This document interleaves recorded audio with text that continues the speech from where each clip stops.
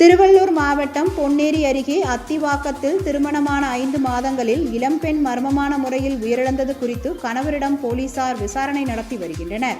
பெரியபாளையம் அடுத்த அத்திவாக்கம் பகுதியை சேர்ந்த முருகன் என்பவரது மகள் கௌசல்யா B.Ed 2ஆம் ஆண்டு படித்து வந்துள்ளார்.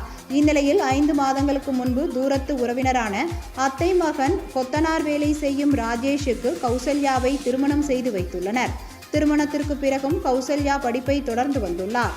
ஆனால் ராஜேஷ் நேற்று கட்டிட வேலைக்கு சென்ற நிலையில் கௌசல்யா கீழே விழுந்து காயமடைந்துள்ளதாக தகவல் கிடைத்து வீட்டிற்கு சென்று மனைவியை மருத்துவமனைக்கு கொண்டு சென்றபோது அவர் உயிரிழந்து விட்டதாக மருத்துவர்கள் தெரிவித்துள்ளனர்.